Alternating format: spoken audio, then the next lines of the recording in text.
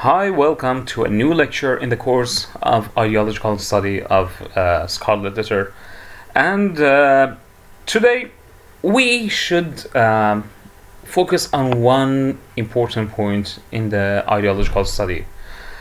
So far, during the last lectures, through those lectures, we've recognized that ideology might take you away or lead you to another way. It may make you lose the way. It blocks the truth. It blinds you from seeing the truth and from going to the right path. Of course, I mentioned during those lectures that we have different types of ideologies. Everything is ideology, religions, political issues, political parties. Everything is ideological. But it depends on your ideas, on your beliefs, that what ideology is positive and what is negative. So we cannot say that all ideologies are negative, all ideologies are bad, and we should get rid of them. Some of them are positive and others are negative. And as we have mentioned, that we need ideology. Nobody can live without ideology. It is impossible. You will never find anyone, never, who lives without any kind of ideology. Every person must belong to a specific ideology, must belong to a specific culture, society, and embrace certain ideologies. So you will never find any person who lives without ideology. Today we will talk about one important concept in these studies, that ideology is necessary for our life. We need ideologies, whether they are good or bad, whether positive or negative. But they are a must. We need them in our lives. Because without them we cannot live. Without ideologies we cannot live. We cannot understand the world. Okay? They give us meaning to the world. We cannot handle truth separately or in detachment or neutrally. So we need some types of ideology which provide us with certain meanings about existence, about life, about those things we cannot understand. So we need ideology in our life. And those who live beyond ideology, without ideology, they fall in the problem of alienation. Alienation, we are going to study that in a moment. So, without ideology, people are alienated. What is alienation? Alienation is the state of feeling estranged or separated from oneself. It has 6 types, by the way. So it is impossible to live without ideology. Once we live without ideology, we suffer from alienation. Okay? Alienation, as we found out in this definition, that it is being estranged, being separated from oneself, from ourselves. Okay? So let's see the 6 types of alienation. Types of alienation are 6. Number 1, powerlessness. The feeling that one's destiny is not under one's own control, but is determined by external agents, fate, luck, or institutional arrangements. So this is one type of alienation. It leads to powerlessness. It will give us a feeling, a sense that we are powerless, we are weak, and we are vulnerable. Okay, we need an ideology to give us power. Okay, once we belong to that ideology, for example, let's take an example like some religions. Okay, when we belong to Islam, to Christianity, to Judaism, okay, when we belong to those religions, we will feel powerful. Okay, because we belong to one powerful identity, one powerful society. We feel that we are controlled by God, and God can help us. So this gives us power. Okay, without this ideology, without religions, we feel alienated and powerless. Okay, the second type, or the second result of alienation, is meaninglessness, referring either to the lack of comprehensibility or consistent meaning in any domain of action, such as world affairs or interpersonal relations, or to a generalized sense of purposefulness in life. So, meaninglessness. One of the results of alienation is that we cannot understand the meaning of the world. We cannot understand the meaning of the society. We cannot understand the meaning of the existence that we are living in. So we need an ideology to give us meaning to our life, to give us meaning to our existence. Without ideology, we will live in a state, in a problem of meaninglessness.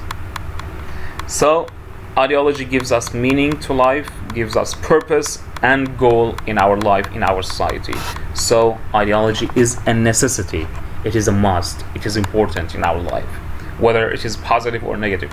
Of course, it is much better to choose a positive ideology rather than a negative one. This third type or result of alienation is normlessness. It is the lack of commitment to shared social conventions of behavior. When we feel alienated, we will become normlessness. We feel a lack of commitment, a lack of loyalty to a certain culture, to a certain society, and that floating, okay, without being committed to a certain culture, to a certain idea. This freedom or emancipation, this will give us some sense of loss. Okay, people cannot live in that loss. That's why they belong to an ideology, in order to find a meaning, in order to find some solid, okay, and strong identity, okay, and to get inspired by that ideology, to have some certain identity and power. Okay, the fourth result of alienation is cultural estrangement. It is the sense of removal from established values in society. Again, cultural estrangement. Without ideology, we will be lost in the society. We will be free from any established value in the society. We will not be bound, or we will not be following up any specific value in the society. That's being free from any value. It will lead us to estrangement. It will lead us to loss, cultural loss. We will have no real personality without those values. That's why we need to undergo a specific ideology in order to find a remedy, okay, to find a solution to that alienation and to that cultural estrangement. So in this sense, again, ideology is important. Number 5, social isolation. It is the sense of loneliness or exclusion in social relations. Again, alienation means social isolation. It means to be alone. It means to be weak and to be vulnerable. That's why when we belong to a specific ideology, we will get inspired. We will belong to the power of that ideology. We will become powerful. We will become, we will have that solid identity without which we cannot live. So, in order to avoid social isolation, we need ideology. Number 6, self-estrangement. And of course, it might be the most important type of alienation and the most dangerous one. Self-estrangement, it is the understanding that in one way or another, the individual is out of touch with himself. And that's the most historic or dangerous type of alienation. Without ideology, we will feel lonely. We will feel that we are out of the society. We are weak. We are self-estranged. We feel that we do not really understand ourselves. We need an ideology to give us meaning to our life. We need that ideology to put us in a predestined slot or position in the society. We need an ideology to arrange and to structure our life. Without ideology, we are lost. We are self-estranged. Again, I insist that we have different types of ideologies, positive and negative. So it is much better to choose a positive one rather than a negative one. For example, according to my own understanding, according to my own perspective, that ISIS is a bad ideology. Why? Because it tends to kill others. Okay, it deprives others from human rights.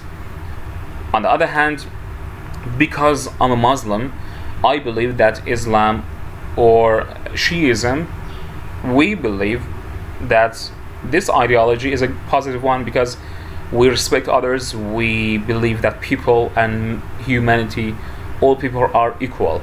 That's according to my own understanding, because I am a Shiite myself and I undergo that specific ideology. You might, as the audience, may have different idea and different perspective. So you're better to choose a positive ideology rather than a negative one. Let's go to the second one, second page, and let's take an example of these types of alienation. Okay, this is the very beginning of chapter 6 from the Scarlet letter. Okay, let's read together. This is the commentary of the author himself, of the implied author. Okay, we have as yet hardly spoken of the infant, that little creature whose innocent life had sprung by the inscrutable decree of Providence, a lovely and immortal flower, out of the rank luxuriance of a guilty passion.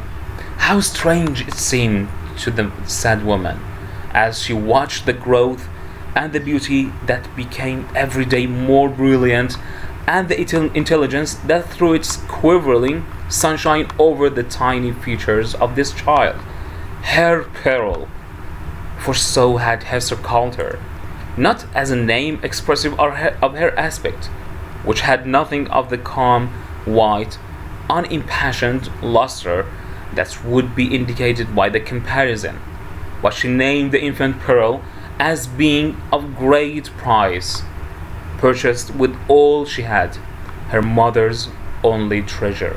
How strange, indeed! Man had marked this woman's sin by a scarlet letter, which had such potent and disastrous efficacy that no human sympathy could reach her, save it were sinful like herself. God, as a direct consequence of the sin which man thus punished, had given her a lovely child, whose place was on that same dishonored bosom, to connect her parent forever with the race and descent of mortals, and to be finally a blessed soul in heaven.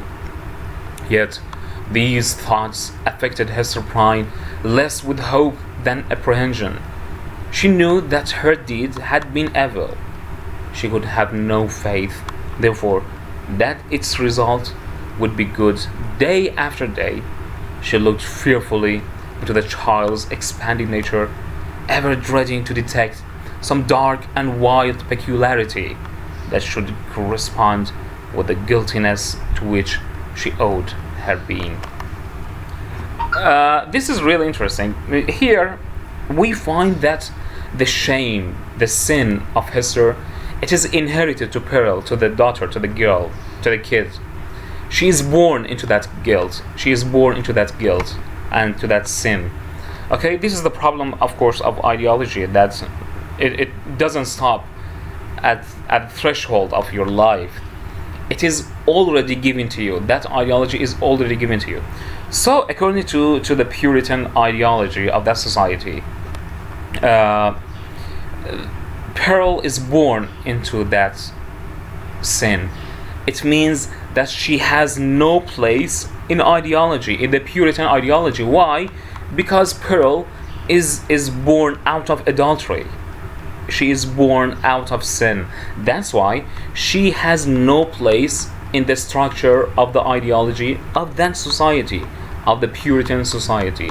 That's why she is alienated. Pearl is alienated because she doesn't undergo, or she doesn't respect the ideology of that society. That's why she is alienated. She is estranged from herself. She is estranged from the society. She is powerful. She is powerless.